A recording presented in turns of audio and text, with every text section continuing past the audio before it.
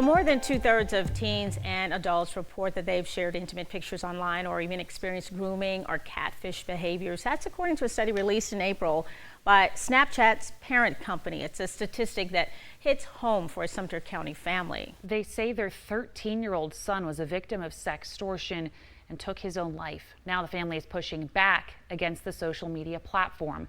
Conley Grayson shares their warning for others. Conley. Katie Tessa, Timothy Barnett played the saxophone, was loved by his family, and like most kids, was on social media. The Barnett family is now suing Snapchat. I spoke with one of their lawyers today. He says the company needs to be held responsible for negligence and their role in Timothy's death. All these different types of scams that are harming our kids, and in worst case scenarios, leaving empty chairs at family tables like that at the Barnetts. 13-year-old Timothy Barnett used Snapchat, a social media app that allows users to send pictures that disappear. They view our children as products, that they benefit from, that they profit from, and it's at the expense of their own mental health and their own well-being. Timothy received a message from someone he thought was a young female.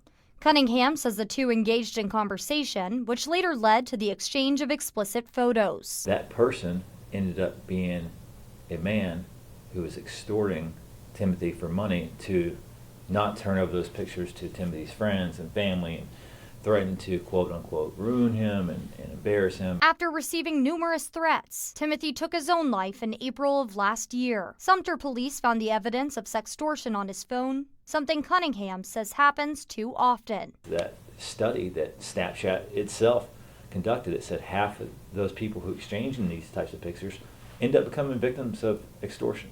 The family filed a lawsuit against the social media app in federal court on Friday, seeking over $10 million in damages. What Timothy's family wants most is for this not to happen to one single other family.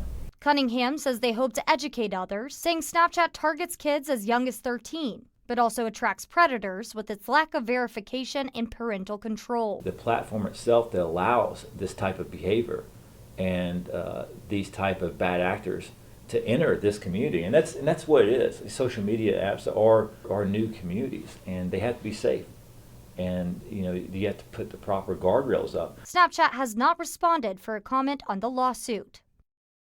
Cunningham says Timothy's death is still under investigation by the U.S. Attorney's Office. He says with the number of cases against Snapchat, he expects his case to enter into multi-district litigation in Northern California. Working for you, Conley Grayson, News 4. Thank you, Conley. And of course, a reminder that anyone struggling with their mental health can call or text the free national hotline at 988.